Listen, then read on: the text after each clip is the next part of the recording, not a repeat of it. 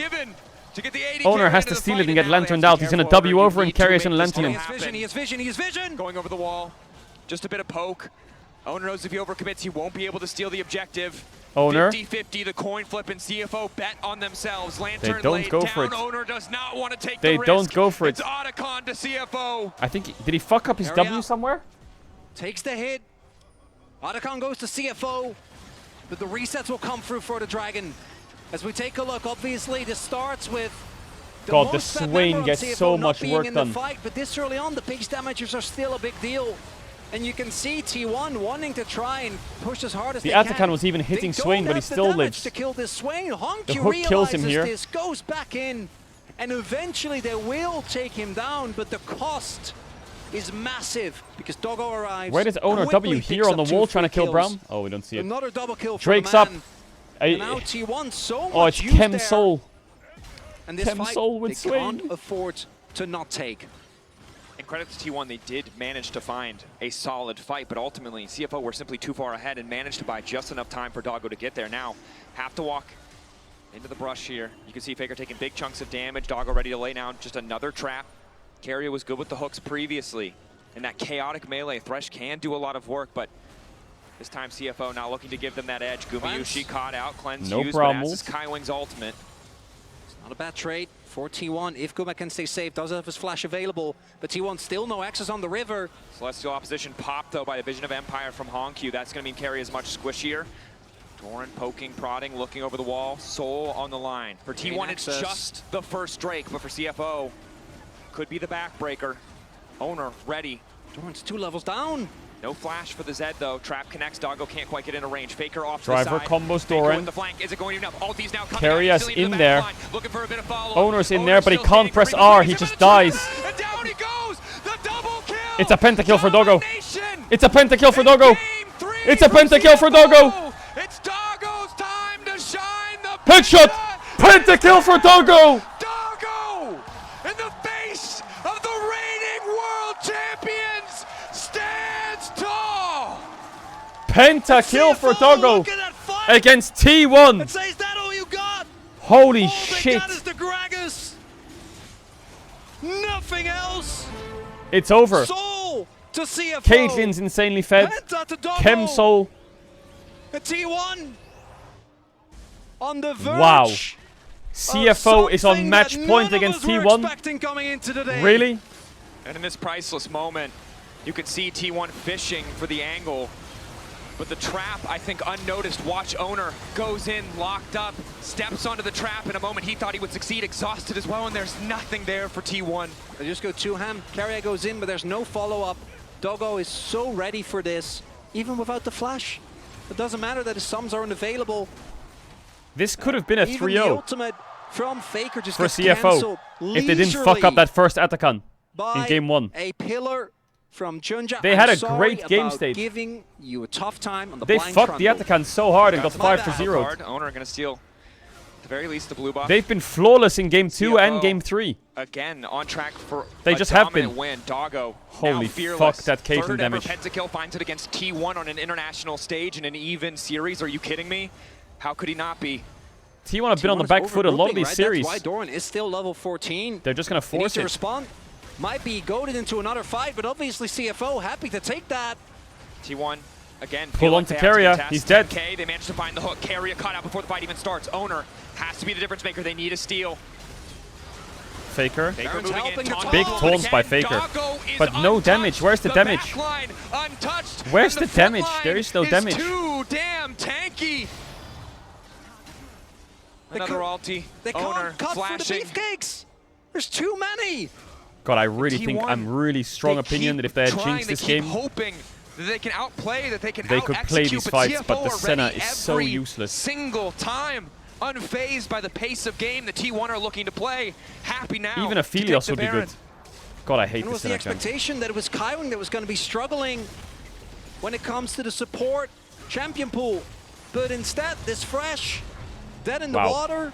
Doggo First 10-0. Dynami, now the Game Braum. 2, Honq 10-0. Kaiwing standing The guard, carries of keeping CFO are is dominating. 10-0.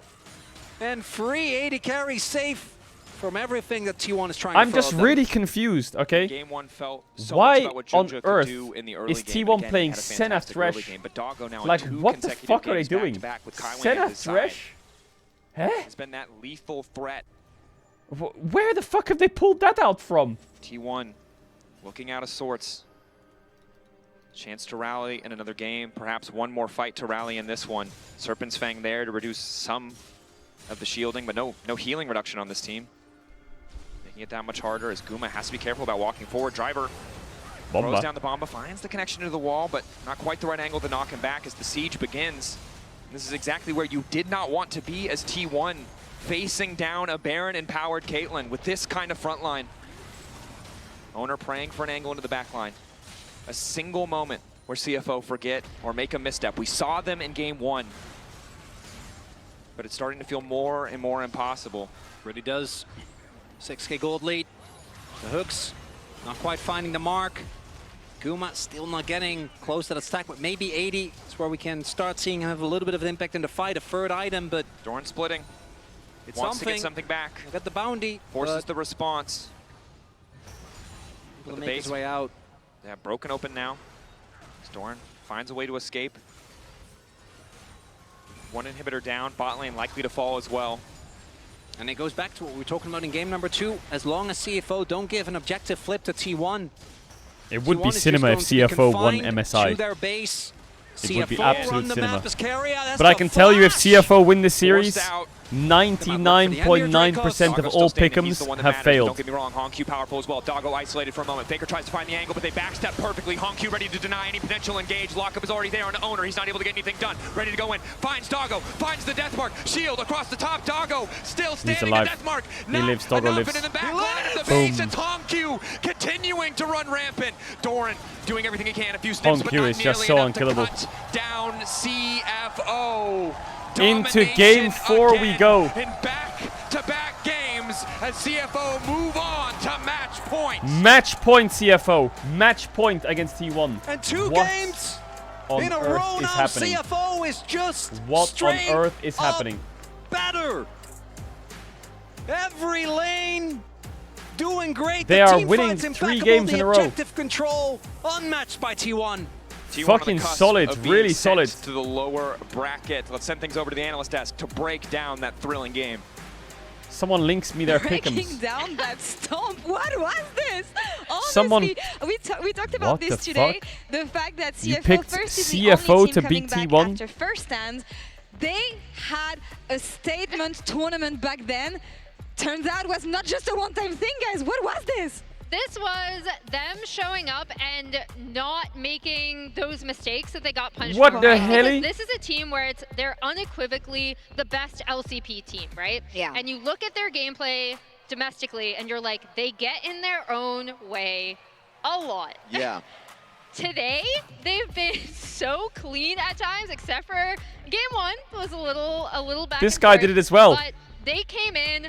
Honq with the Swain pick. Oh my. He played it once into Galio against Gam in split 1. Came out with it again here today. Absolutely owned on this. The LCP fans, the analysts, the boys, Vestian, like Blue Panda, like all those guys. Okay, stop linking your pick'em. Stop it. I get it. I get it. Guys, like watch our region. They are so good. And then being able to see how well Honq just is able to pilot this pick. By the way, Swain in this draft, Z tier. Yeah, like, right? Just going up against, like, and Braum as well. Going up against Galio, and then being able to, like, just kite back against all of these picks. I think it was really tough for T1, especially if you lose that first fight.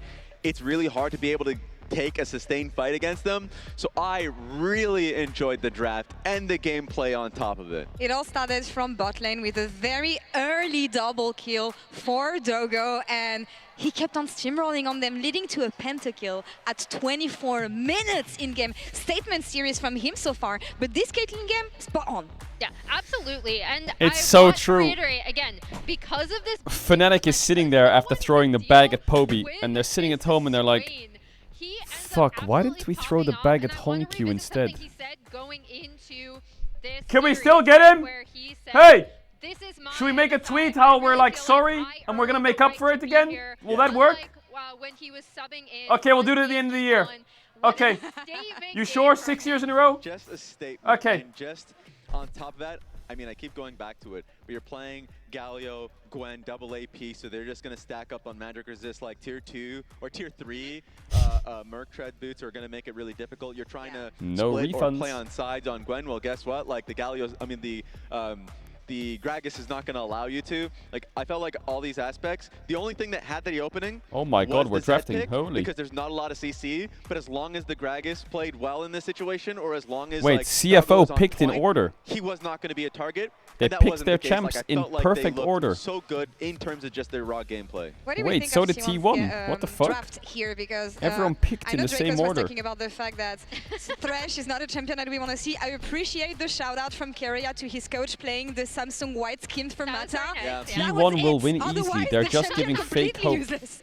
Yeah, Mods he screenshot had a really, really rough time in this game. I see the idea with, again, the Galio for Faker, an iconic pick, was really stymied Mods by this Swain response, right? But you can see the vision. You have Gwen, you have this Zed. When they get rolling, they can absolutely make picks and destroy on side lanes. In particular, the Gwen is something that I think Doran has looked absolutely stellar on, especially in the playoffs qualifying here. But it's this 3-4-5 coming out of CFO that I think is really good. And also the way they built on, for example, bringing back in Driver. Okay, he's the Gragas guy. Guess what he's playing? Gragas. And even just the 1-2-3, like just simply from the Gragas Trundle and then the Swain on 3, dealing with like what Gwen, Galio, Gwen, Galio, and Zed has to deal. I think it's really smart, and I'm interested in what the rest of this draft is going to look like. Now, you're on series point. Yeah. For CFO. No one would have imagined that, other than like the select few that was always going to be a fan of CFO. How does T1 win? What are we looking at here? I don't know. For the Pick better champs, I game guess. Of CFO, or for a comeback on the side of T1, because first, I don't know which top laner is TFO gonna bring here. Are they gonna swap again? What is the plan? We do not know yet. But do they have need a enough better bot resources? matchup, Do that's they for have sure. enough weapons to strike again in draft? Because so far they've been really creative in answering to each and every one of T1's idea in draft perfectly. Yeah, I mean, the big thing for me is that they kept Kaiwing on stuff that he's comfortable on, but also then he came out with the Nami, right? Looked super practiced on it, looked great. For T1, again, I want to see them get rolling early, because I feel like in this game specifically, they had, CFO had a really good idea of what they wanted to do. They did the a good bot matchup. They did the 3 camp into gank to really try to get this Caitlyn ahead. It ended up being a 2-for-1, but both those kills went to Doggo, set him up in a great position. Yeah, even just, you pretty much mentioned it, like the bot dive really sucked for T1, not being able to defend it was awful. And then of course, ever since the I think they might be picking something like, my keyboard broke so hard from typing out of T1. They might play like Sejuani, Yone, as long as those elements work, Jinx or Jhin. I think if I'm T1, I'm early rotating Jhin. I'm early rotating Sedge or Yone, and I'm early rotating something like Nod or Alistar. Why am I doing that? Because a lot of the tanks are gone, Trundle is out, and Braum is out. So I think they're just going to focus on these champs. Agency and comfort. Any champ that gives you agency, and you're very good at, they should play. Like, I wouldn't mind a Nocturne game with a Nautilus or the Jhin. I think an Ahri game would be good. Is Ahri in?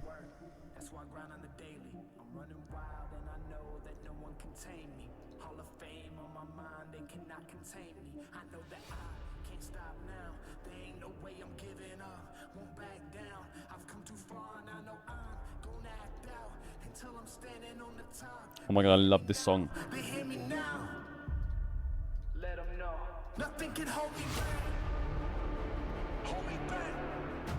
Hold me back. Yeah. You can try, but you can't. Yeah. Nothing can hold me back. Yeah. Hold me back. Yeah. You can try, but you can't. Hold me back.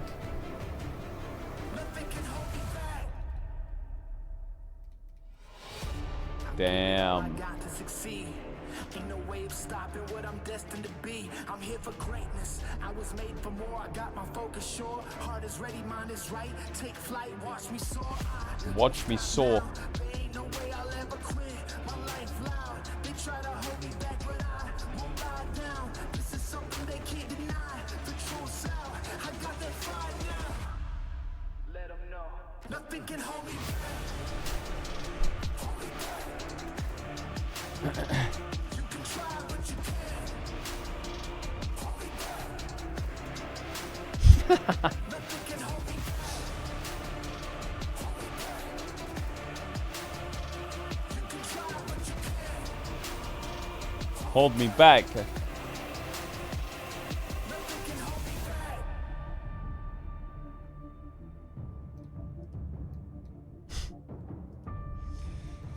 I think we'll go to game 5. I don't see CFO winning 3-1. I think we'll go to 5 and then Jesus take the wheel for that 5th game. Just so you know, I think if it does go to game 5, CFO is very deadly. Very, very deadly team. Like, they will pull something out.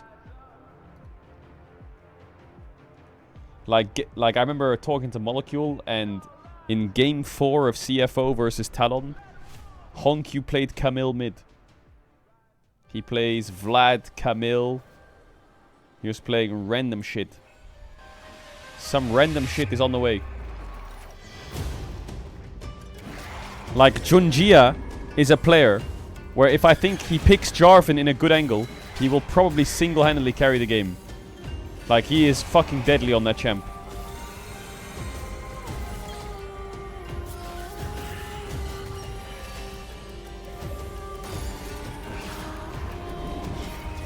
Doggo Aphelios busted out.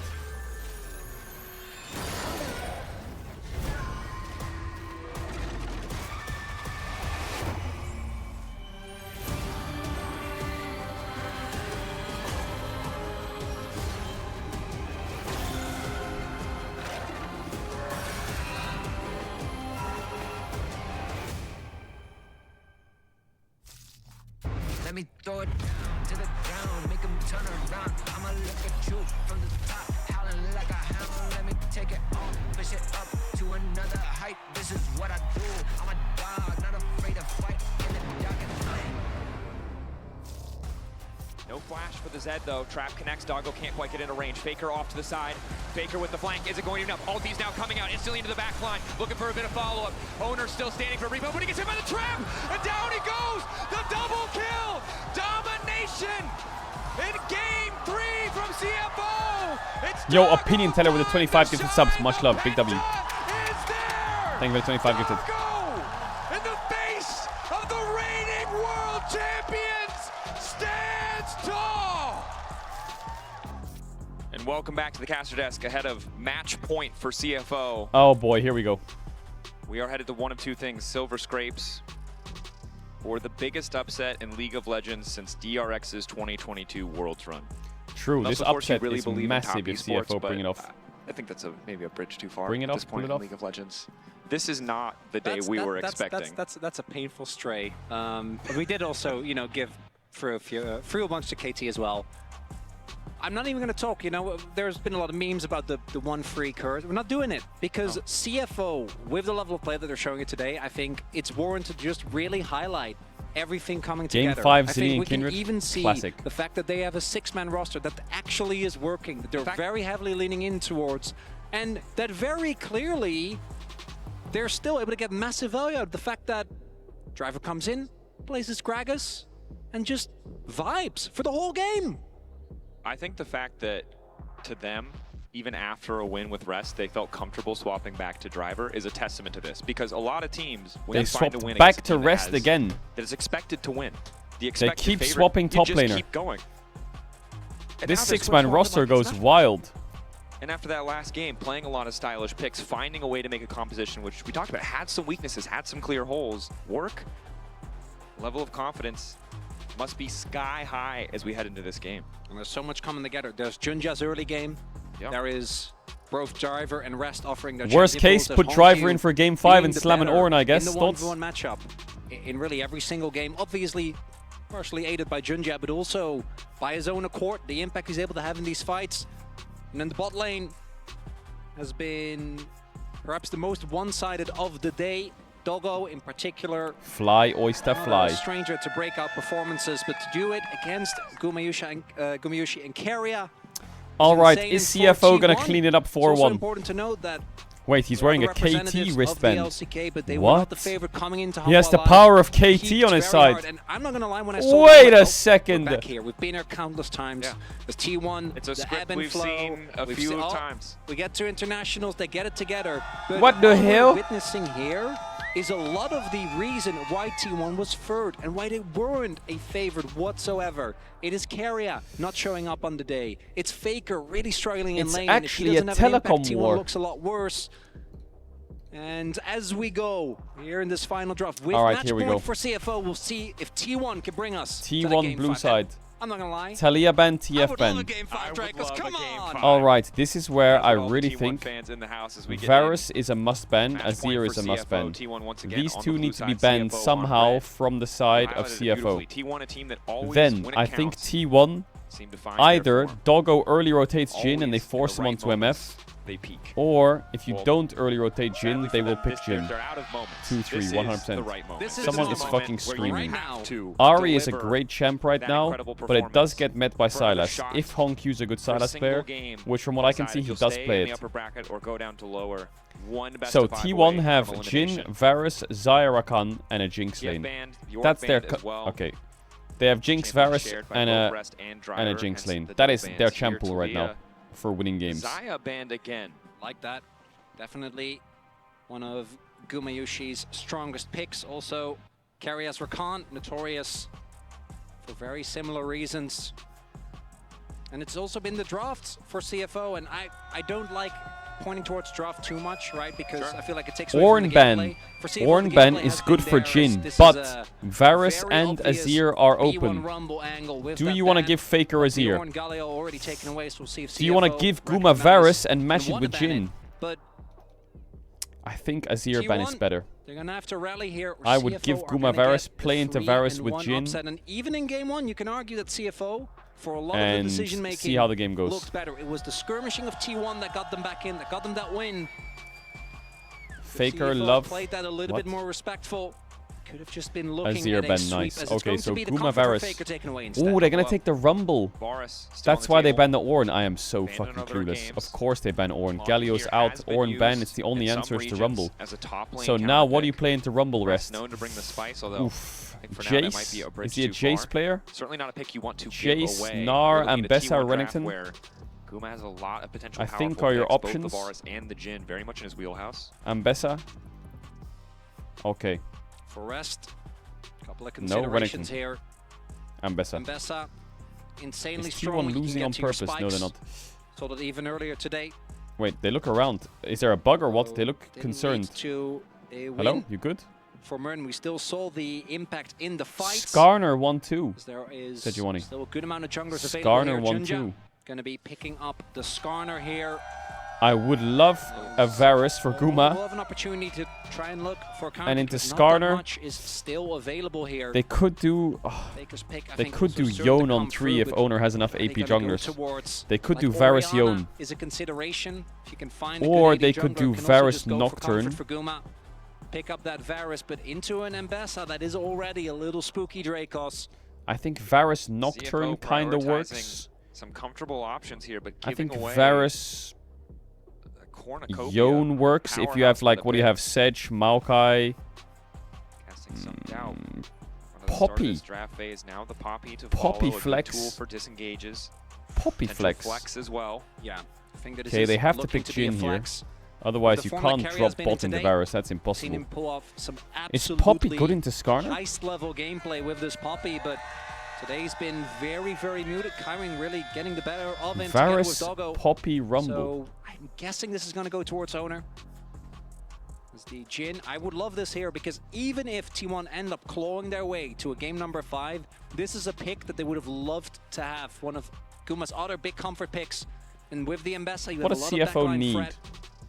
Going to take away a possible setup. I feel like CFO needs more like on the Jhin. going to be able to play off the rest of his teammates very nicely. Dive Definitely will or more range. well. Some pretty solid engage. I feel like, you know, CFO and some good follow up with the Jin. Some kind of poke champ is nice, but I do like dive. A lot of magic damage, a lot of range. And when I say dive, I think like I really like Alistar is a it's good not champ. the spiciest draft, but it's just so powerful. There are still so many engage supports left. And obviously Asol do is not quite like a playing nice Poppy. champ. That is important to note. But Nautilus is still available. I think Rel, Alistar, Asol. Okay, Rel Ben. All options here. Rel. I didn't even finish the sentence, or it's already Yeah, I banned think with away. the Rel ban, they're basically saying We do expect Poppy's Owner to going go jungle. towards an Otherwise, you would AD just top put Poppy laner, support or this AD game. jungler here, rather. Again, if it is not the Poppy, but you can see Sub to FXC kinda Caedrel, hedging W their bets, sign. which W make lost sense. a Tone's jersey as well. I see you.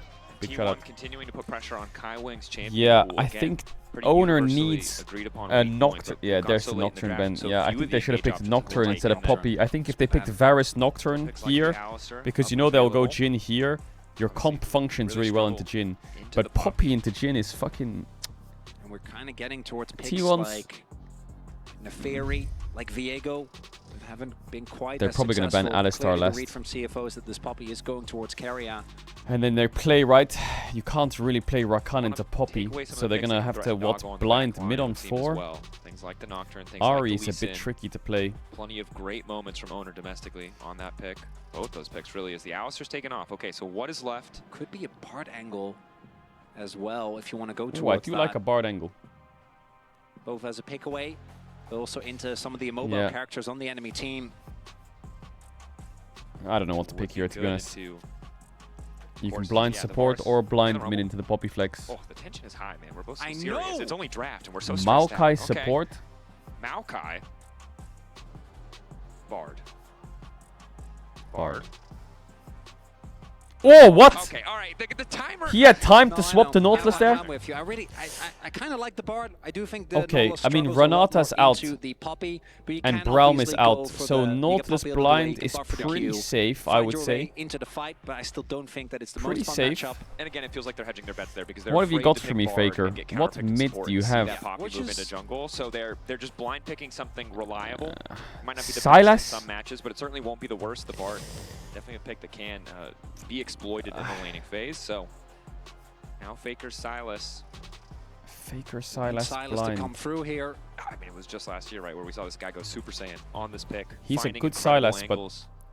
I'm scared of Cassio on 5 here. Game 4 and 5 in the Worlds. Obviously, Something, Faker they need to having an pick incredible stuff to stop performance, this but Cassio on 5. Even though he was struggling in spring, I think today he actually just has been invisible. And even in the series where T1 was struggling throughout spring, still was able to often make an impact. He could go Asol. Game one, it was Ooh, Annie Jarvan. Fuse, I do utility like pick, the right, setting Jarvan. others up for success, and Sylas It isn't stops the necessarily that pick, Cassio but on now we have 5 the a J4 little bit. to punish immobile champions. What's a... So what is Ooh, the you know, option for Akali, Monkey? Akali into Poppy is annoying. Akali into If he really Poppy wants to is throw annoying. down, can go towards the Akali. Skill matchup.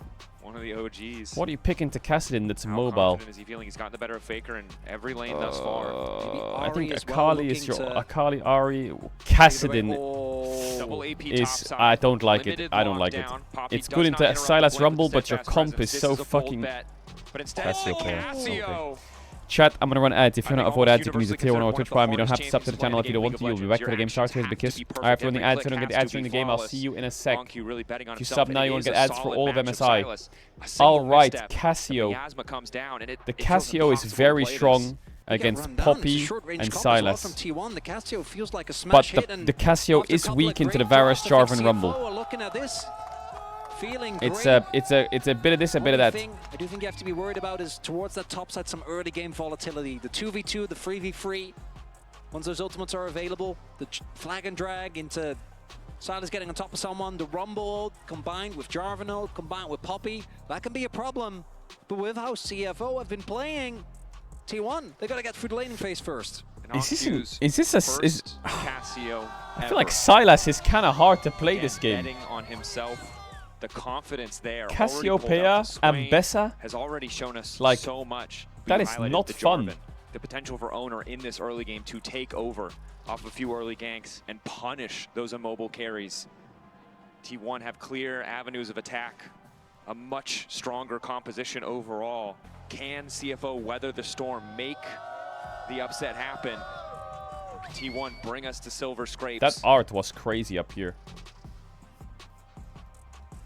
I can only hope so, Dracos. This game number 4 is afoot. Can't wait to see if CFO can close it out here, or is T1 going to bring us to game number 5?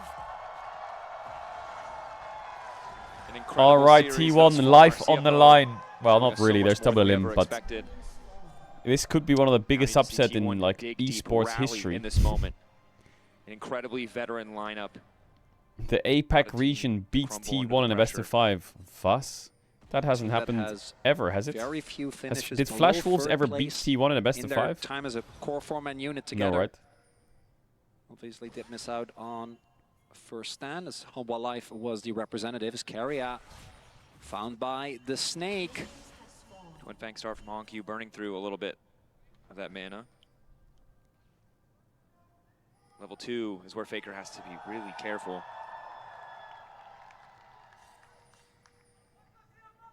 Tension is palpable here.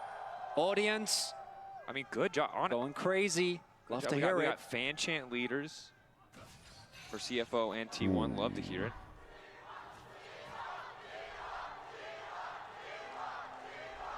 As per usual, T1, really anywhere they play, play W with crowd advantage. But the CFO fans, and the thing are is, just gonna let it get away with it. We talked about it being making T1's noise. house. Just feels like every arena is, but CFO gaining a ton of fans in this series already. Oh, the chains. Not connecting is going to be big. Oy. Hook just a little bit out of range. The Lollipop doesn't quite mean it can connect in every single lane. Oi. It's only 2 minutes in, but I'm feeling tense. Yeah, I'm feeling it too. What happens in these early games. Yeah, the leads Holy fuck. for CFO, when they found them, have just been pushed so insanely far. And you can see Double and Kaiwing going to be getting themselves the earlier level 2, playing with Prio. This time, though, there isn't a dive waiting for them. Will be okay. They also have Owner towards their side of the map. This Jarvan gonna have to find a decent amount of early impact. Oh, Owner it's Doran's ring, not Silas. able to showcase both the skirmishing power as well as his ganking prowess that T1 heavily relied upon in particularly early to mid part of spring.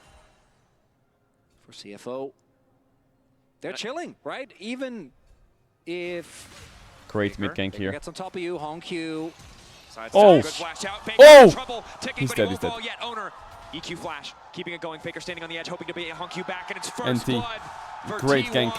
Great gank by Owner. Really need these kind of ganks in the Silas lane. My sentence, or Owner makes his presence known, even with Honku flashing the chains. All right, mid is saved. Faker That matchup is fucking hard, and now he's through a really annoying portion of the matchup, which is really good for Faker. -1 for Dorat. Easy pickings for a Jarvan. Should be, and this is exactly what you need from a Jarvan. The timing.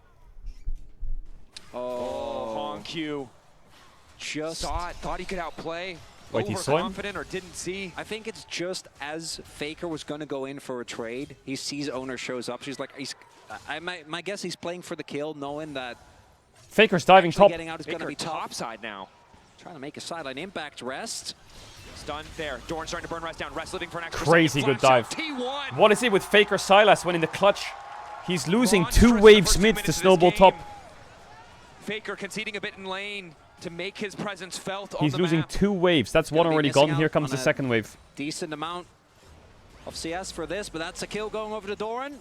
Courtesy of Faker. Interrupt there. Carrier taking a decent amount of damage. Hammer Shock firing back. Arrow does connect. Good trade from Guma. Volume increase. Trying to zone Oh, Faker Faker off. got Junja none of those moving minions, through, man. but Owner already in He's the midst really of far CFO's behind in jungle, taking away the EXP. Raptors. Oi. uses Owner cooldowns. used his Q and his E, but he Should be fine though. Punish. Hard for Hook. the hook. Carry out. They fake based. CFO fake based. Carrier forced to flash out. CFO trying to No make the fast flash play. Carrier. Had the opportunity for a recall, but instead opting Hook. to stick around. Hook. Not running the lethal tempo. Hits. Under the hook Connecting. Damage there. No Guma flash forcing Guma. flash and barrier. False shot Jin. What a win there for the CFO bot lane is CFO again. This time clapping in the 2v2, T1. Kaiwing almost leisurely throws out the hook, finds Guma. Arrow. Doggo has to be careful, though. He has cleanse. He doesn't have barrier. Oh, man, Faker, that roam top, I don't think it was worth it. Like, Doran's in a nice spot, but he needs help. Just continues to trade Owner's going to save him, Doran. E? Rinse and repeat on this gang. Doesn't have it. From Honku has to be Does he good. die He here? just doesn't have the He does, right? speed No, he on doesn't. moving up. They don't quite finish it, though. Oh, Honku! Oh, what? Faker goes in and makes it a 1-for-1. But T1 again over-eager. They're keeping the pace in their favor. They're keeping the gold in their favor, but a small fumble. I think they have to, though, because you do have to make sure that Faker gets the catch up in this lane, right? So trading the 1-for-1, I think in this instance, yeah, is I agree worth with it. Chronicler. The Allows trade Faker here to is shove in kind his of lane. We'll worth see it because Cowan Faker catch it. needs to Looks like recover. a full rotation But actually it coming sucks through to as, go 1-for-1. Again, Honku, kind of the same. The ward not quite timed out. Does stall there with the side steps. And even with the flag and direct, there's not enough damage for Owner. That second turret shot in particular, I think, catching him off guard. But then Faker with the flash W level up as well. He actually was shockingly close to going down there as well. As now 100% kill participation. Faker trying to make his way back into form after a rough first 3 games. Mid-wave sucks. T1 not a team afraid to play on slim margins as CFO set up control around this dragon. Doran level 6, lane assignments. Keeping the bot lane of CFO on the bottom side as Doran alone here. Will have to do what he can to defend under tower. Rest a bit behind in terms of overall XP because of the previous play, and carry it in a good position to force a dive. Guma no 6 though. Rest does have his ultimate available, so he can actually buffer that. I think Ambessa, yeah, can buffer the Poppy E with ult. Invulnerability to CC. He has 2 cookies Guma, as well and 2 pots. I don't think he's going to hit 6. I don't know without 6 if they can do this. They need a potential member. Hex flash over the wall. He has Ignite though. They need someone else. Are there reinforcements? Hex flash in. Wall. Does he die in the chain sure CC? He does. Quick burn down and down goes Rest. Easy. Instantaneous dive. CFO Easy now forced dive. to respond. Faker on the way. Waiting over the And wall. Faker's covering the bot dive. Triggers. Junjia's going to find Faker. Faker no flash though. Junjia ults him. Might just get traded out, but Kyling now here to follow. Faker caught out. Has an ult. Steals away the Impale. Manages to catch 3, but there's no follow-up there. And Faker's trying to do so much. Maybe he's trying to do too much. 1-for-1 trade across the board. Top side going the way of T1. But even though Doran survives, Faker ends up going down. He's dropping so many waves to try and help everyone. Honku, 22 CS dives by top, the way, and now he's trying to cover bot on the dive. Mid lane waves into the turret. This game very chaotic here, Drake, because his owner gets found yet again eating some chicken. And he'll just, I guess, get rep buff instead. That's the abandoned ship, because we do see the pings come down. In his defense, it's good chicken. I can It understand. is, yeah. But this is T1 with a 1K gold lead. T1 matching. Faker is, he's so down in XP. Like he's level 6.5. On the back foot the vast majority of these early games. Jarvan demanding that aggressive play. An owner certainly delivering as Rest. Who's here? Flash. The one who's really suffering here. Grubs. Level 6 for Guma. Grubs on spawn. Walking up at all. Still a good game for T1. They're in a great spot. As well as the heal it's for just carry, they need to get a lot of XP on Faker. Jinja, I think, going to be looking to steal at least Maybe one Faker grab. needs to Owner finds pivot one. and Does go T1 Rod of actually Ages wanna here because he's behind. Is it possibly worth flip it? the game? Carry doesn't have his ultimate yet, so turning this into a numbers advantage Maybe not. going to Maybe be he just easy. goes to Rocket Belt. There's also Jin, right? Always have to be careful. He can join fights a lot faster than you might initially think due to the You range don't like and the pivot? ultimate. Storm does FTP. Oh. CFO, are you going to contest this? 1K, they just want 2 grubs. They'll be happy to get it and walk away. Junjia has no smite yet. CFO ready to force the fight. Wait, did he get it? What? It said on the, it said on the thing he had no smite. What? T1. He smited it. Willing to risk the flip. Arrow. Oh, Guma! Can he steal it? No way! We're thinking of. It's a baby version of that play, but you can hear the call in your head. You can hear the swear words from Caedrel himself. It's a little reminder. It's a little reminder of what once happened as Guma finds the steal on a small. Good times.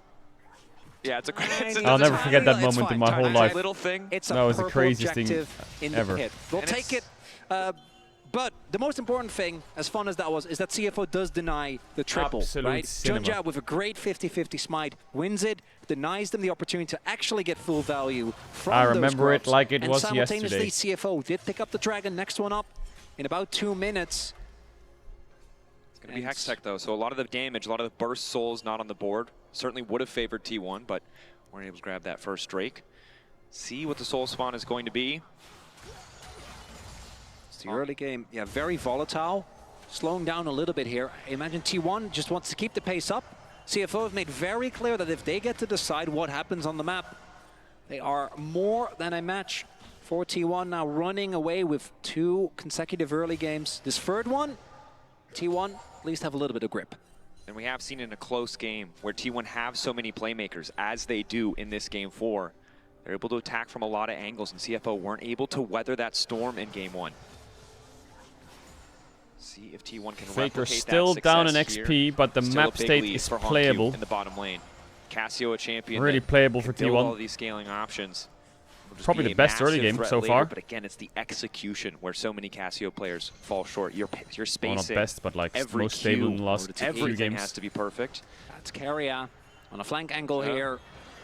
God, support Let's get TPing on the spotted. map in the first 10 minutes drives me crazy Keria finds sometimes. the knockback into the wall. Junja. Okay, no flash Junja. Instantaneous Wow, a flash very out. big respect flash there. Keria also healing, or rather, there was the spell book. Obviously, the teleport has the heal now available for the upcoming fight. Yep. And important is that Junja doesn't have flash, both offensively, because it means that he can't go for a big flash impale play, but also that Keria now has the opportunity to much easier knock him out, right? That's one of the things we're always going to talk about when any objective is started. When there's a Poppy in the game, it's so easy to just turn any situation into a numbers advantage, start the objective, they have forced to walk in, you hold them out. It's top side. Doran in this matchup with the early kill, actually doing very well in the 1v1, and neither top laner outside of that has really seen a lot of attention. And Doran, again, the strongest point on the map for T1 in terms at least of an individual goal Owner. that was He's Faker. gonna try and get Jin flash here or what? He had from Oh, that he's early hoping kill Jin face to checks. set Doran up for success. Jin might face check. And now Rest put incredibly Small far chance. behind. 20 CS No. down. This game very Jin doesn't unplayable face for the check. Ambessa at this stage. The Cassio is Has to scaling catch so waves, and hard. T1. Well, Doran can't just TP. Could be a good face fight in for front T1 of the though. Ambessa. Doran's moving down. He might have to TP in though if they want to fight this on that ward. Yeah. Well, there's Doran, deep TP. Faker is a little bit far. The Cassio, the potential Keria turn needs to ult initial, someone but out. Oh, he's lockdown into cancelled. Keria trying to start the fight, but Owner immediately starts as well. Nice rumble! Really nice rumble! Really nice rumble! A lot of work done there by Dorat. Holy fuck, man. He came in and cooked them all. Keria had a tough fight there. He gets hooked, his ult gets cancelled, and he gets grounded. So many of the early fights over the last couple of games going their way. This one not the case. Attempted collapse onto Keria. Doggo is changing T1, the song. response this time ready. And that's going to be the Drake, not end of the world. CFO in this game are always going to be feeling comfortable once you hit the items on both Rest and on Q. But the mid game is where we And saw he's back. both domestically. Wow, Doran, what a and fight. Also going back to game number So one, you'll Drake see here, also. first look at Keria, hooked, airborne, grounded, ult cancelled. Now Doran, ult, lands onto 2 or 3, but here this flash E, Q overheats. Wow, insane amounts of damage. It is exactly what T1 Insane wants amounts of from a damage. team fight. Happily giving his life to ensure that the fight is won. Guma unthreatened. Show the damage dealt. In that one. It's the value of the Jarvan combined with the timely route of Doran. Rest Yeah, there, looking a little for a bit fast disjointed play with the in rest of his bolt. team. I don't Doran, think no it would have flash. mattered with that engage, but maybe they could have traded more evenly, looked for a refight. It's another Chemtech, and for Silas, for Ambessa, and for Cassio, obviously going to be feeling pretty good. Definitely well. Nice cancel. Cancel on the recall. Nice. Coming in from Doggo. So bit of a tempo lead. Is Keria going to take that much longer to reset? Seems like lock at first will be the call to try and mitigate any upfront burst damage. Hongq and Faker continue to trade blows, but with Faker How did they have vision of Keria? getting He out of probably that stepped early on lane a phase, Jin bit trap. more caution from Hongq. Alright, T1 in a great Entirely spot sure now. where Owner could be lurking. And Owner, we talk about kind of the brawlers, the skirmishers, the Xin you mentioned earlier. Yep. Champions with a ton of that Faker individual agency, slowly potential to recovering as well. outfight. He's still Jarvan down a lot of more CS a though. linear champion, but still having an incredible amount of impact in this game. 7 out of 8 kills he's participated in and really has been the driving force outside of that one gang topside from Faker Could for fish getting bot T1 here, this big lead. But Keria doesn't want to apparently. He I wants love to Jarvan. just chill. There's still so much skill express. You know, when you will, the flash, flag and drag combos that you can pull off. Obviously, you know, all champions, so we don't see him until we're like in game 4. Maybe game 5. He's freezing top waves. Every minion that he can deny from Hongq of XP is 1 minion plus Unfortunately not. It's of recovering. 2025. I'll take my reworked He's actually done a lot of work to recover the XP already. I don't mind it, but you know, the classics hit for a reason. Keria wants to run around the It's a map gold real lead. quick. He also, I 2.5K. think, has the Fnatic skin, which is kind of funny. That's very cute. Is AP Varus you, good Owner. here? No. No, He has we see Rumble that Silas At least on his one team. person in the audience with a Fnatic jersey, so there's their shout out. It's Junja. Maybe an angle on Doran. Ready to go. Immediate ulti. The combo now coming through, trying to burn through Ornn before he can get the ulti down. He just barely manages to get it off, but it's not where he needs it. CFO, quick They make it happen. Faker's also dying on the weak side. Owner's here though. But Owner's here to respond, and they're looking to turn it back. A good ulti Did Faker? How did Faker dodge that Cassio ult? What? What? The T1 gonna be happy with that trade. Unless Keria also goes down, because yes, Doran dies. Oh, Keria. Let's repeat. Nice dash out to a minion. Ulti, but only hits a creep. Drop the Trying replay to now. away from the tower. Junja's tanking. What's that? And Faker in the meantime breaks down that top lane tier 1. It's almost 4,000 gold. Did he like in the lead for T1? Oh, Guma. Guma. Ulting, but Guma's just gonna walk Holy in fuck, and Guma clicks forwards. What the heli? Okay, T1's coming alive now. And Guma not wanting to use the summoners. T1's coming alive. With the barrier and flash could have Drop a replay of that fight. What happened to Cassio ult? As we take another look at this fight. First, it looks like Faker is in trouble, but they do know they have a numbers advantage. He gets here, it onto finds Cassio, and then what? And he hits the stun onto Hongq, which is the Oh, only he just reason why he actually ends up backsteps surviving. and stands there. If Hongq doesn't get hit He by that, stands still, looking the other way, Faker trades one for and then he one. just goes Owner in. ends up killing What the Kaiwing, fuck? but I think CFO going to feel a lot better He about just the trade. turned around and stood with his back to him for like a second. Because even though they did kill Doran, I guess he knows he's gonna get ulted when she comes out of the CC, right? So he just going the way stands there. T1 mid lane turret immediately Drop the being cannon. taken by Guma as well. Just Aura farms him might end or up feeling what? like it's just too little too late. 1.5k gold lead for Owner. 1,000 for Guma. Faker with an advantage of his own. All right, despite Faker's going down so so fucking much back CS now. earlier on. T1, this is a team that, again, when you give them an inch, they will take a mile. And we saw in previous games how that can bite them, how that can turn against them. But this is the kind of game where the gold favors them, the map control favors them. Someone's gonna wake up in EU and be objectives. like, wait, T1 CFO went to That's where 5 this team is games? at their scariest. 40 seconds on the Dragon. 80 carries have their flashes available. I think CFO want to play for the absorption. Take the initial blow, re-engage, counter-engage with the Skarner, set up with that Jhin. For T1, obviously, go in all the way, all the time. Just try and find a target, blow them up before a response is available. Well, Utilize EU the power frogs, I of hope the you're Poppy cozy. It's 4 to AM. create a numbers advantage, and then combine that Jarvan ult with the Rumble. They need to be careful about the backline, though. Guma, even though he has sums available, if Rest gets on top of him, might still be in some serious trouble. And he is the most fed They're member. using this blast cone to get on top of Guma. Oi! Oi! Vision there. T1 is Guma. Should be okay here. Nice use of the banner coming in from Owner. I think CFO give this Giving Drake. him that bit of extra vision. Carry is Nothing on the to hunt. do here. T1 exercising control. Slow and steady. Restraint. They know they have mid prio easy. There's with this no way they Varus. fight this Drake. Surely not, right? He's big. He's very big. Surely not. No Seraphs on Cassio. 7-stack Roa. Swifties with You have a feats as fucking well. Collector Zeal Jhin. Drake has started. TP Okay, they're just gonna fucking already send it. coming in. Doran needs Fantastic. the base first. Will TP now. Ulti from Hongq. They're gonna drop top Big waves to and send watch. it.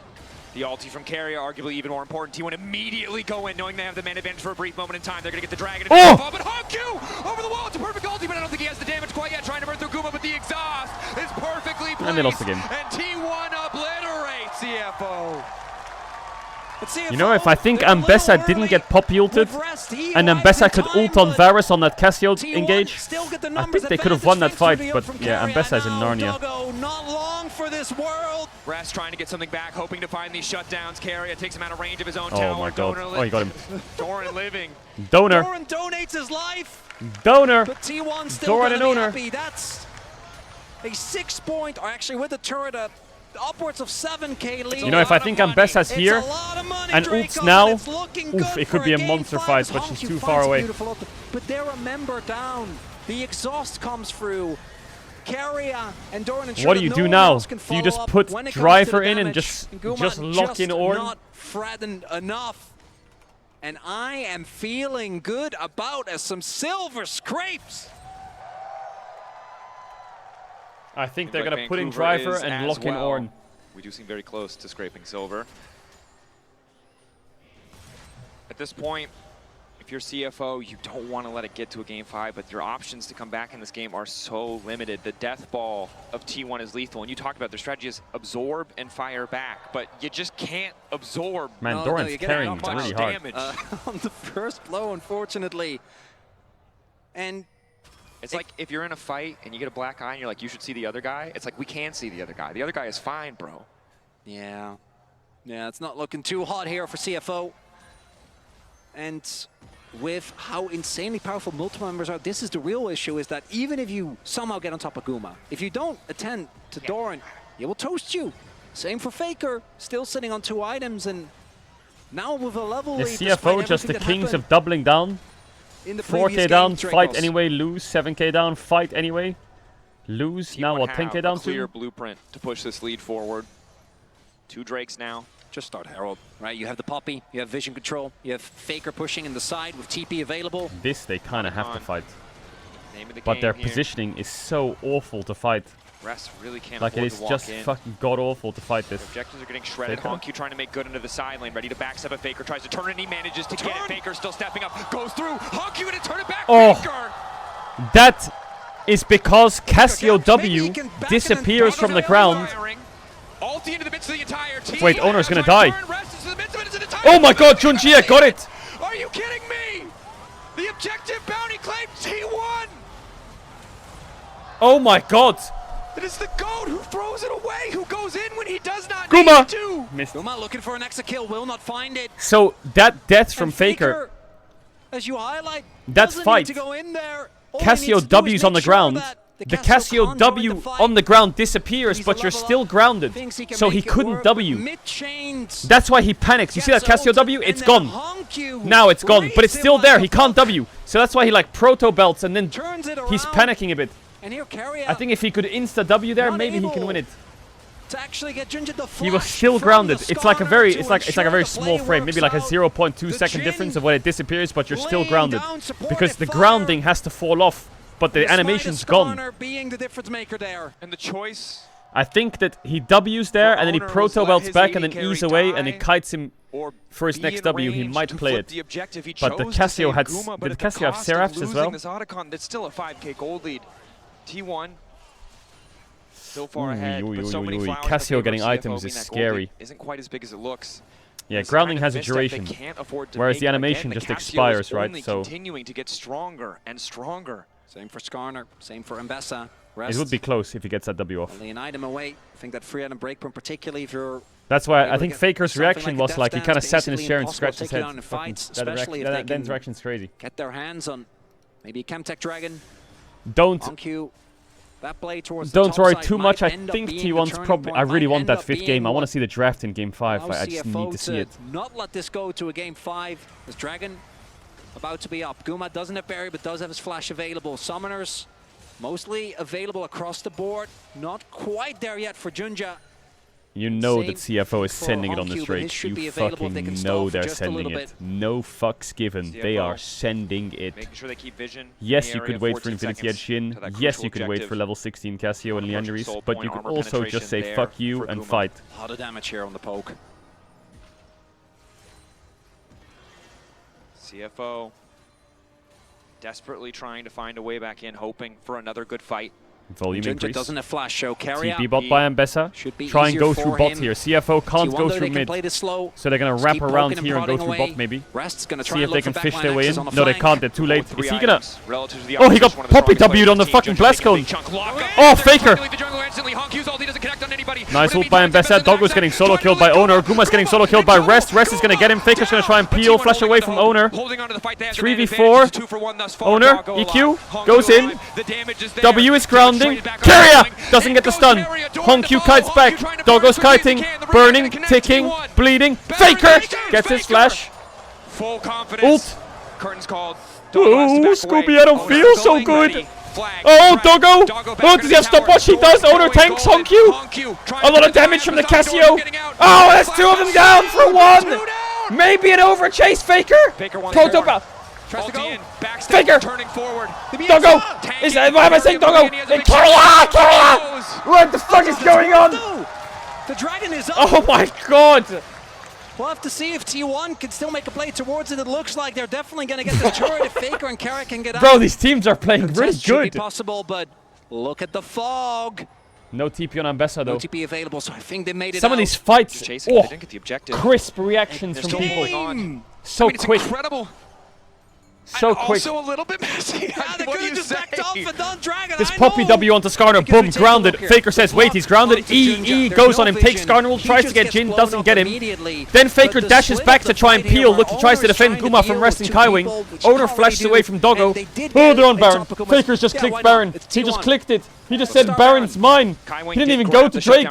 He's just doing Baron. What the fuck? What the fuck is this? He's doing Baron with poke Varus. It's 25 minutes. We cannot do Baron. Now he's basing. T1 have learned. Now he's basing. CFO though, they still get the TP, so that is a win for T1. Does mean that Hongq won't have that summoner available. T1 he ran from base to Baron, clicked it, fought Baron, lost half his health, and then went back to base. Here. Do note that Owner is just clearing his top side. Taught that Baron a lesson. Unheard of generally for a jungler. Is the poke he TP'd there Guma going to again be he had to do that, I think, because, I mean, we were in a replay, but I think CFO were on Drake, and he was like, if I do Baron, they'll stop doing Drake. And he was right. Well. As the Seekers. So even if Owner finds an ult, that might not be enough. T1 denying as much as they can, taking as much space as they can. Scuttlecrab down does give CFO relative comfort to step up. Doran taking the Mega Blast Cone. A little bit of poke going to the wall. 8K. Doggo gets to open the fight with the curtain call. Carry fishing, and he manages to find the ult. CFO hesitating for a moment. Junja wants to flip it. Ready to risk the 50-50. Carrier trying to zone him away. 3K. Good diligence coming in. Oh, he almost got it. Flash ult from Junjia, but it's on Faker. Rest is back. Hongq's going to die to Owner. Maybe the Rumble ult's also ticking on him. Rest is going to jump onto the backline. Oh my god, Doggo goes Owner. And down goes Doran. Oh, down goes Guma. Oh, down goes Carrier. Oh, down goes Faker. It's an ace for CFO. It's an ace for CFO. They get the Dragon.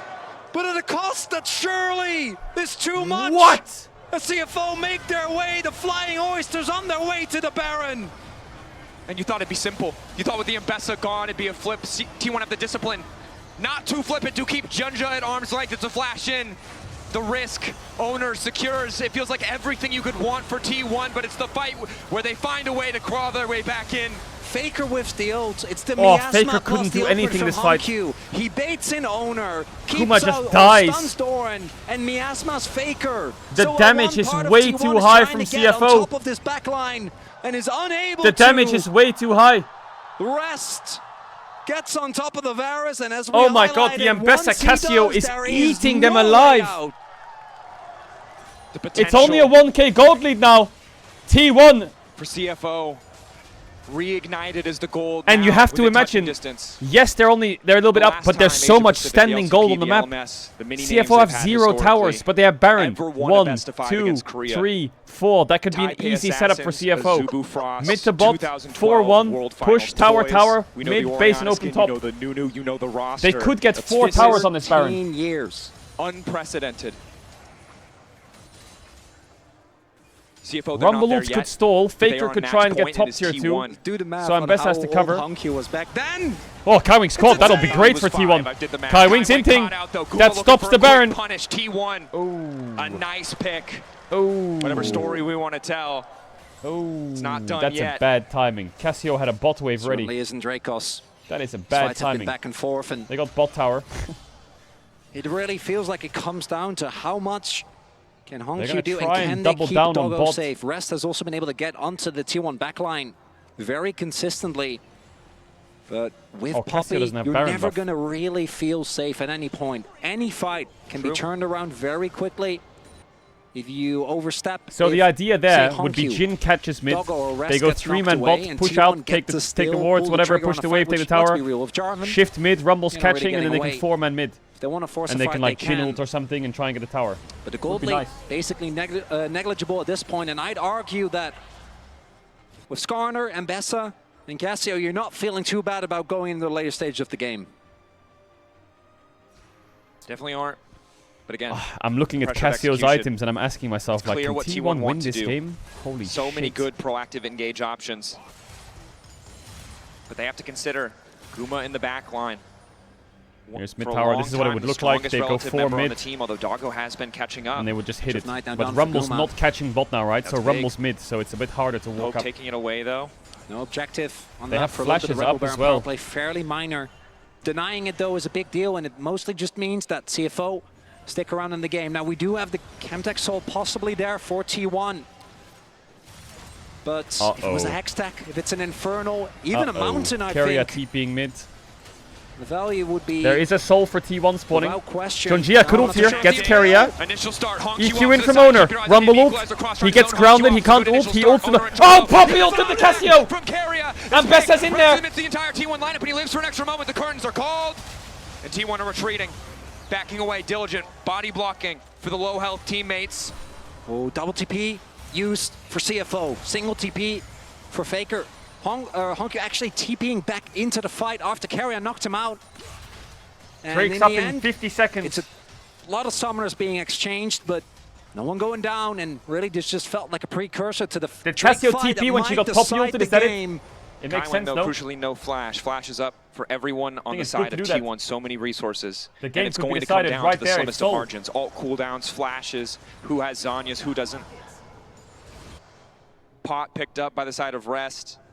500 gold. It won't build towards another item, but he needs that immediate injection of stacks. That's the state the game is in. T1 need to poke him a bit. Some poke, any poke with this Varus. Any poke. But I don't know if the poke does damage. Could be the final fight of this series. They have 5. They have red buffs. T1 do have the luxury of Doran's level 15 as well. For maybe a mid have push, level 16 ult. Something else. There isn't a Baron on the map, obviously. Oh my god. I mean, T1 could just give this. It's not the end of the world. So I wouldn't be surprised to see T1 play. Like T1 could just test the waters and just back away. To actually get this objective. Faker sitting Faker's on the gonna hill blast right cone now, Skarner, but he's spotted by Rest. I think Rest, just by try the and way, steal it. Looking for that flank. If he Guma, can he get steal on it? No way. Of Guma again. Farzero. 2.7, getting lower. Doesn't get it. Objective taken. T1 out. Know that All they don't good. have to overcommit. Oh, Faker! E into Skarner, it's clean! Into the wall from Keria! Into the knockup! It's a pick for T1! Rumble ult used! Chasing them down! Hungry for the chase. They have a blast cone to play with. Faker can take it with Doran. Here they go! There's no tower! Faker's gonna keep on chasing! Massive. This might just be... For Jin. Flash forward. Now it's down. Flashing out. Faker looking for the he gets the Jin with the He will Nautilus. lock up Doggo, but they don't Too quite far, have the too fall. far. It's going to be Kai. Oh, it's not too far, Faker. Okay, they will take him down. Good kills to the side of T1. They don't get the Drake, but they put the gold back in their favor. They can't push though, with Honku still alive. Same for the Jin. But again, it's the slimmest of margins. The flash now gone for Doggo in the next fight. Yes, he has cleanse, but it's not going to do anything against the flag and drag. It's not going to do anything against the ultimate of the Jarvan. It's Faker that finds the pick. 45 Faker seconds on the flash. Baron. Junja looking for Faker. Stopwatch did, but Casio W's going to hurt here. Got nowhere left to go. W's. Casio ults him on the W. TP coming in from Doran. Junji has flash, flashes the combo. Jin ult is big. Oh, Keria flashed him into the wall! Big play by Keria! EQ. Jarvan doesn't have ult yet. Just be careful, Rest is Baron's up in 20 seconds. Level 17 and Bessa. Faker no TP. A threat indeed. Jarvan has ult. T1 have a play here. Faker They goes base, down, they but the open, timers and are they send it on favorable Jin. for T1. 10 seconds on Nash. Doggo's going to stay really Bases are far gonna back. come in. I know this Team Dracos, they Doggo are going needs to to stay gun really far back in straight these for that fights. objective. But CFO still have an opportunity. Obviously easy for Junja to make his way into this pit. There's Giga Cones, he's Skarner. Oh, Keria got cancelled on the base. Keria That's not pretty gonna be big. He given a needs base. wards. Guma throwing down a bit of poke. Rest Guma tries needs to to be retake careful not to just get control Ambessa ulted of on the mid mid without lane. Edge of Night. He just dies. CFO ahead on tempo. Faker respawning in 6 will be first on the map. Neither mid laner having access to TP, although Faker's a little bit closer. No def cap for Faker, absolutely huge. A spike for any AP character that at this point in the game feels like a necessity, not going to be available for him. I don't know how much gold he's sitting on, but not having that available can be the difference in this fight. T1 need to wait for Zhonya's. Such an important cooldown. Could play it slow as well, but no flash for Owner, no flash for Keria, although hard to tell with the exhaust heal. Might have it available in a few seconds after he does Poke drop it doesn't do mid-fight. anything. That blast cone taking, it's pretty good. Junja They not should having take away flash the makes blast it cone. pretty easy to knock him out of the pit. You highlighted Bit it of before. poke. A vulnerable Oh, target they're looking for on the Guma. ultimate as Junja starts Smites off the edge of Night. Smite, Sidesteps the ultimate. Faker's in there. Ults him. No stopwatch on Faker though. He might have just died. He has. Owner's in there. No flash on Doggo. Owner's going to die as well. Doran cooks him. Oh, Keria double ult. Keria double ult. Oh my god, he saved Owner! Owner, Sun and Sky, gets pulled into the wall. Doran flashes in! Doran! Guma! Going golden. An extra moment, but Guma! drops. Keria needs help! Keria needs help! No, he doesn't. He's killing you as a support. He's 3 levels down. Everything they have to go to game 5. Doran running. needs to E. shows his flash. T1. know that they can't really do the objective and good conscious about their jungler. Oh, so they don't really have damage on Baron with their champs. Not going to be given one though. As rest needs to be respected, the mobility. What the fuck is going on? That does mean though there's no flash. There's 48 kills! Take a look, Chunja. The hero There's of this 48 region. Kills. Faker doesn't have Zhonya's here. If he could Zhonya's right now, everything would be fine. And then Keria steps in front to ensure that Rest doesn't get on top of the Varus immediately. And Doran in the back line. Oh my god, that pop ult. Already doing great work. But with the arrival of Keria and that ultimate taken away, the biggest damage dealer that at that point is still available for Holy CFO. Shit. T1. They want to bring us to a game Soul 5. in 50 seconds. That wasn't enough though, because as big as it was, as good as the Doran getting that is flash is, cooking. Still need to do more. Definitely do. Take a chance. Whether you're here in the stadium or at home, take a breath. T1 still in a comfortable position. The onslaught worth it poke, for something CFO that to CFO trade have Baron to contend for with. Soul? Every single fight has been bloody. Summoner spells. Their comp is so maybe good the most with important gold. They resource just need more in and this more game. and more and more gold. Gold lead is basically negligible at this point in the game. Doesn't really matter. Faker still no death cap, by the way. No flash on Guma. Keria has smite. Threatening posturing. Double smite for T1. Guma. Popping the Should be Yomus. big.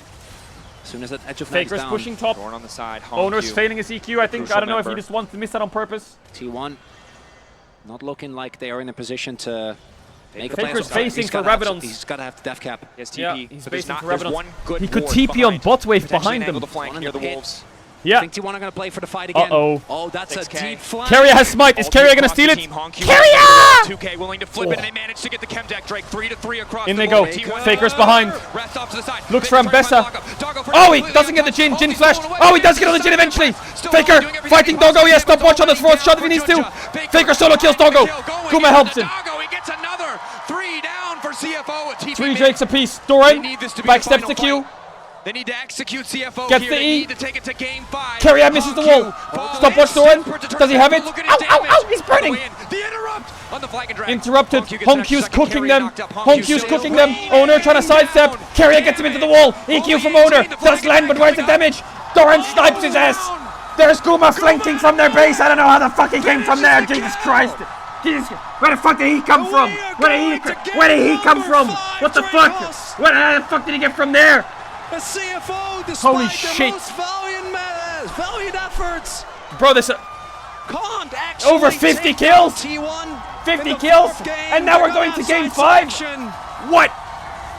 It's time What for the Silver fuck? Scrapes. How are you so calm? T1, hold on. In the face of defeat, they bring us to Silver Scrapes. One the game fuck? left. Bro, this What T1 else this is there T1 to always say? drives me Or crazy. Silver Scrapes. What this is this? MSI. Let's send it over to the desk to talk about the looming game 5. What an amazing game! What an amazing game! It's so happening. It is happening. I've mostly been hosting 5 Holy game shit. series. I'm really, really happy about this. What a game! Because even if T1 takes this one, CFO kept on fighting. They didn't stop. The recovery after the early game that they had was absolutely phenomenal, especially for Rest, for his Ambessa. But let's roll back a bit here because What is the meme? it all T1? Is started it the from T1 Owner Circus trying to MSI? set up his Is that solo what they laners call here. it? Yeah, and I think that this is what we wanted to see from T1, right? We'll get into some of the later team fights, CFO clawing back, but really what started and kicked this off were these early plays, right? Honkyu's going in on the Casio, thinking he's able to get the better of Faker. Guess who's there? Owner. And Owner has his back, and that gets Faker ahead. He goes topside. Yep. He gets Doran ahead. He pays it forward, and that's Chat, like my where tweet. this is exactly what I did want to see from Chat, I T1. tweeted for the first time in 2 weeks. Like my tweet. Because it was a long back and forth game. That final fight to me was interesting because Silas comes in and joins the fight late. So, of course, Dragon goes over to CFO with the secure, but just watch Honkyuk joining in and nah. Keria says, get the hell out of there. So then no carry there. That's a 4v5, and it's just straight up T1 finishing the fight. Yeah, and this felt like the most Bro, Carrier's Poppy is one-sided crazy. fight that they were in. Absolutely Previously, crazy. all the fights leading up to this, of which there were many. Chat, what I will say, the core of all of this is the meta. The meta right now is so fucking good. Please don't shift it too much for Worlds. It's dragon fights, it's fast pace, it's tempo, it's AD junglers, it's fighting mids, it's dashes, it's engage. It's not a Zir Corki or Sion, it's not that. It's not fucking Zeri Lulu Lucian Nami. It's fist fight to the fucking death or leave the map. Cassio just wasn't it's fucking great. Position. Please don't change the meta too Dragon much. Fights, Nautilus is in position to try and like cancel out anything that Poppy is trying to do. So that was just one of those moments where CFO just didn't have the right play or positioning there. And that just sucks for them because they were really clawing it back. They were really clawing it back, but that's the thing. Like with a game like this, they have to take every chance they can. They have to take every fight they can. And for this Dragon, they had to commit, but rolling back to the beginning of the game. I mean, you were talking about okay, this. we need to talk about something. We need to talk about something right now. The owners here. Yeah, and I mean, Honku absolutely showed up in this game, right? Like, he later had some insane plays. Someone posted a picture on the Reddit. Faker paying it forward to Doran. Yeah, and even honestly, that he's enjoying watching the T1 games. Like the ward expired, and for some reason, there's a piece of toast framed or he was just so while he's focused on that single why play. Why the fuck did you frame a piece of toast?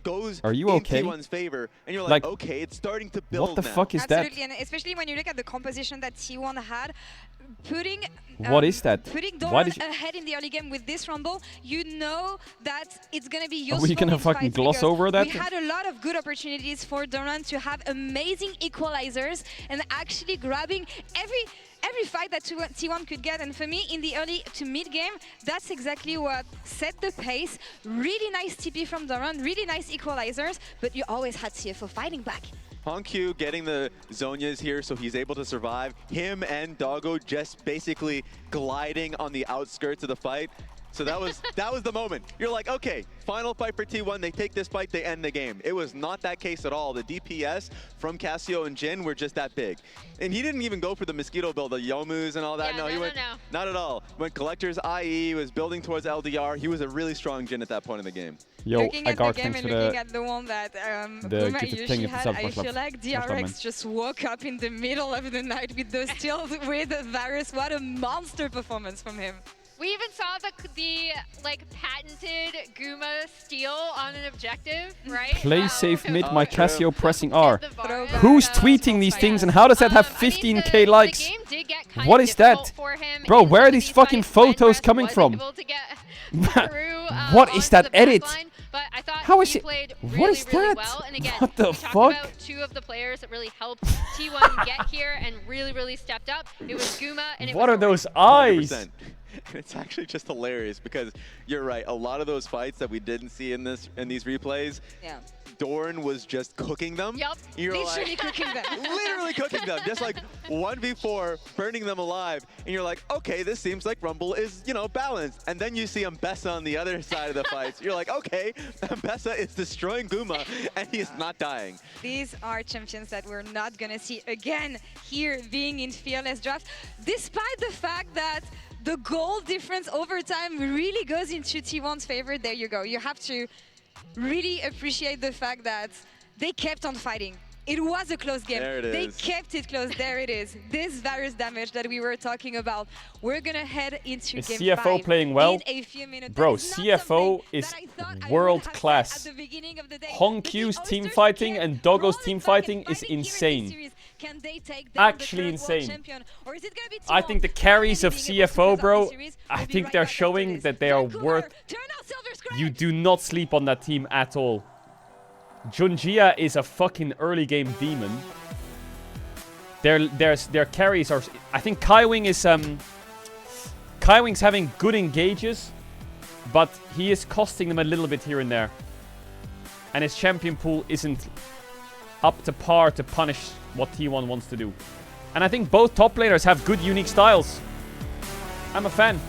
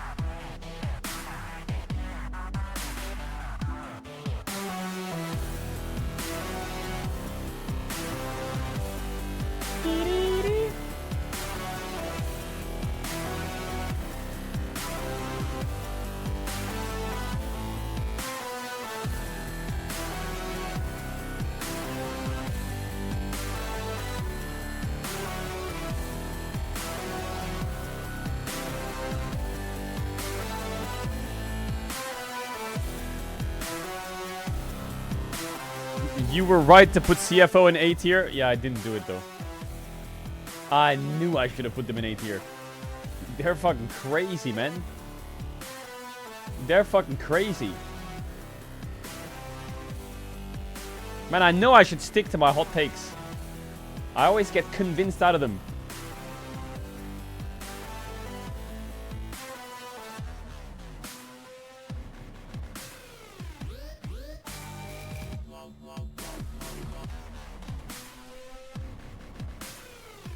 Molecule talked you out of it. Yeah, but Molecule knows a lot about them, so I trust him.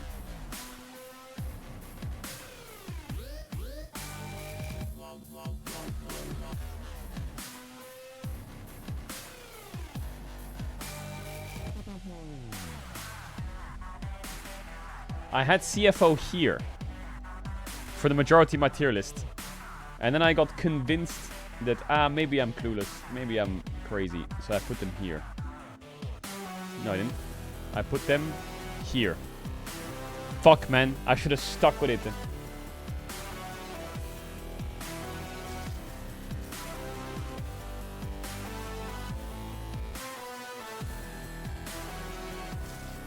Across the board, but T1 now wants the fight. Rest off to the side. Baker trying to find the lockup. Why saying fly low? I believe in fly. Still going, doing everything that he possibly can, but it's already down for Junja. Baker finding the kill, going in on the doggo. He gets another 3 down. But to be fair, I only put CFO that high initially just because they played well at first end. And I watched their finals and thought, they could be pretty good. I didn't really have much basis, really. What an amazing series it's been. I just feel like they did well at first end and everyone kind of glossed over them at this tournament. But this has been such an amazing series. I don't know if my basis was very found. Like, what was your prediction at the beginning of the day? Because we have to own up to our predictions. It may have been 3-0 T1. I was 3-1 T1. I was 3-0 T1. I couldn't have been more wrong. But honestly, CFO coming back with the energy that they brought at first end. Not only they bring the upset, but they bring them with style. Yeah, and the big thing for me is that last game, right? Yeah. It looked all in T1's favor until CFO really started clawing back in these team fights. We were like, okay, how is Hongq going to look on this Casio? There's some things about this composition that's a little bit more difficult to execute in some of these fights. And they did so well, and it made it an insanely close game. Yeah, and there are some aspects with what CFO's been throwing at them. They put rest in again for game 5, no driver. Like throughout the series, we saw the Swain. I really enjoyed that one. Swain, Trundle, and the Galio. That has been something they've been kind of dealing with. Another aspect has just been the top laner swap. Yep. This time around, they're sticking with Rest. We have one of the only teams in the world who can play around a 6-man roster as beautifully as they do. With the recovery that Rest got with Mbessa, he's gonna stay here. So Emily, are we hyped about Rest on the top lane against Doran, against the Krog Lord? Yeah, I mean, Rest has some kind of like weirder picks, I guess, to driver. Like, I don't think you can necessarily think of them as just tanks and just carries, because that's a little bit too simple. But he sometimes has some interesting things up his sleeve. And what I'm looking to see if this is potentially a Jace angle, which I think is the other big pick. Ooh, a Jace angle, true. Jace is pretty big pick. Something like the Cassante that we haven't yet seen from him.